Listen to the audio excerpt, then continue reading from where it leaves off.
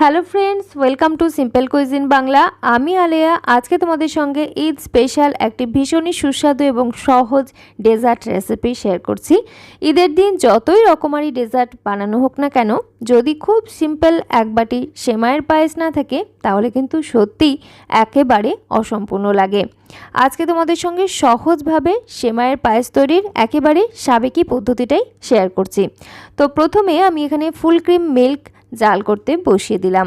যদি আগের থেকে ফোটানো দুধ থাকে তাহলেও কিন্তু রান্না করার সময় দুধটাকে আবারও ফুটিয়ে নিতে হবে। তো এদিকে আমি কয়েকটা এলাচ নিয়েছি এবং এলাচগুলোকে একটু কুটে নিচ্ছি। চাইলে একদম মিহিভাবে পাউডার বানিয়ে নিতে পারো, তবে অবশ্যই ফ্রেশভাবে এটা তৈরি করে নিতে হবে, তাহলে ভীষণ সুন্দর একটা ফ্রেশ ফ্লেভার পাওয়া যায়। এবারে আমি এলাচের দানা মিল্কের সঙ্গে অ্যাড করে দিলাম, সাথে দিয়ে দিলাম তেজপাতা আর স্বাদ মতো চিনি। আমি এখানে যে পরিমাণ চিনি লাগবে তার অর্ধেকটা চিনি ব্যবহার করেছি, আর বাকি অর্ধেকটা মিষ্টির জন্য আমি কনডেন্সড মিল্ক ইউজ করছি। তাতে করে দুধের ঘনত্ব যেমন একটু বেড়ে যায়, টেস্টটাও ভীষণ ভালো লাগে আর মিষ্টিটাও সুন্দর ব্যালেন্স হয়ে যায়। এরপরে অ্যাড করছি ফ্রেশ কোরানো নারকেল। এই নারকেলের পরিমাণটা অবশ্যই একটু বেশি ব্যবহার করতে পারো। আমি এখানে হাফ কাপের মতো নারকেল কোড়া ব্যবহার করেছি। ফ্রেশ কোরানো নারকেল ব্যবহার করলে টেস্ট হয় ভীষণই ভালো। যদি তোমাদের কাছে ফ্রেশ কোরানো নারকেল না থাকে সেক্ষেত্রে অবশ্যই ডেসিকেটেড কোকোনাট ব্যবহার করা যেতে পারে। এবারে সব কিছু একসাথে ভালো করে মিশিয়ে নিচ্ছি। আঁচ রেখেছি মাঝারি থেকে লোয়ের দিকে।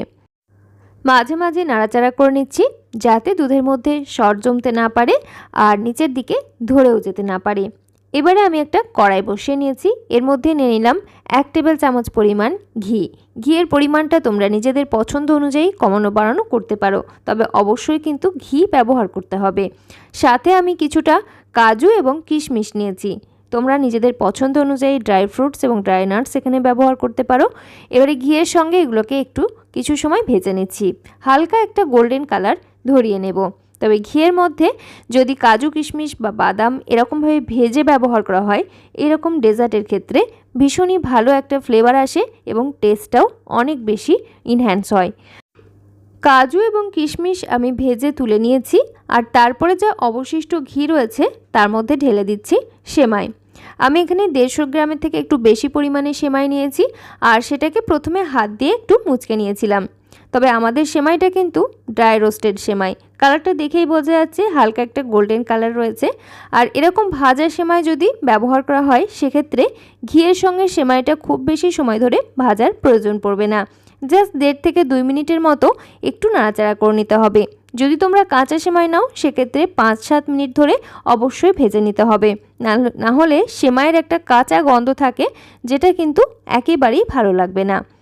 তো গোল্ডেন কালার ধরিয়ে সেমাই আমরা ভেজে নেওয়ার পর আগের থেকে যে মিল্কটা আমরা জাল করে রেডি করে রেখেছিলাম সেই মিল্কটা পুরোটাই এই সেমাইয়ের সঙ্গে ঢেলে দিলাম।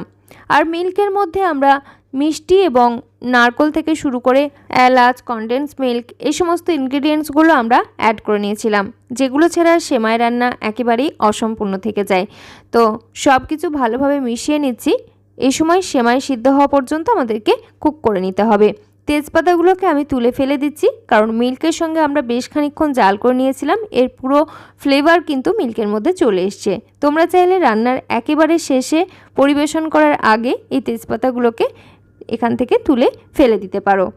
সব কিছু আমি অনবরত নাড়াচাড়া করছি, না হলে সেমাই কিন্তু আবার নিচের দিকে চিপকে যাওয়ার একটা সম্ভাবনা থাকে। মাঝে মাঝে নাড়াচাড়া করে নিচ্ছি এবং জাল করে ফুটিয়ে নিচ্ছি। সেমাই প্রায় সিদ্ধ হয়ে এসছে 80% মতো। এই সময় আমরা আগের থেকে ভেজে তুলে রাখা কাজু কিশমিশ অ্যাড করে দিলাম। এবারে সব কিছু ভালো করে মিশিয়ে নিচ্ছি। এই পর্যায়ে কিন্তু একেবারে ঘন ঘন করার প্রয়োজন নেই, কারণ এটা কিন্তু ঠান্ডা হলে অনেক বেশি ঘন হয়ে যাবে। তাই এই পর্যায়ে একটু বেশি লিকুইডি রাখলে পরের দিকে এর ঘনত্বটা ঠিকঠাক আসবে ঠান্ডা হয়ে। আর ঠান্ডা হওয়ার জন্য মাঝে মাঝে কিন্তু নাড়াচাড়া করে নিতে হবে, না হলে উপরের দিকে একটা মোটা সরের আস্তরণ পড়ে যাবে এবং নিচের দিকটা থকথকে টাইপের থাকবে, যে টেক্সচারটা কিন্তু খুব একটা ভালো লাগবে না। এটা যখন মোটামুটি একটু ঠান্ডা হতে শুরু করেছে সেই সময় আমি একটা সার্ভিং ডিশের মধ্যে নিয়ে নিচ্ছি। আর দেখো একটু ঠান্ডা হতেই কিন্তু এটা অনেক বেশি ঘন হতে শুরু করেছে। আমরা যখন ফ্লেম অফ করেছিলাম তখন কিন্তু অনেকটাই লিকুইডই ছিল। পরিবেশন করার সময় আমি একদম শেষে উপর থেকে কিছুটা কাজু কিশমিশ এবং পিস্তা কুচি ছড়িয়ে নিচ্ছি, যার জন্য দেখতে ভীষণই ভালো লাগছে। তোমরা নিজেদের পছন্দ মতো ডেকোরেট করে পরিবেশন করবে। অবশ্য যে কোনো খাবার যদি সুন্দর করে সাজিয়ে গুছিয়ে পরিবেশন করা হয়, তার স্বাদ যেন আরও অনেকটাই বেড়ে যায়। কেমন লাগলো আমাদের আজকের এই ঈদ স্পেশাল সেমাইয়ের পায়েস তৈরির রেসিপি অবশ্যই জানিও। একদমই সহজভাবে শেয়ার করলাম। রেসিপি ভালো লাগলে একটা লাইক করো, কমেন্ট করতে পারো। সকলকে ঈদের অগ্রিম শুভেচ্ছা জানিয়ে আজকের মতো এখানেই বিদায় নিচ্ছি। সকলে ভালো থেকো, সুস্থ থেকো। ধন্যবাদ।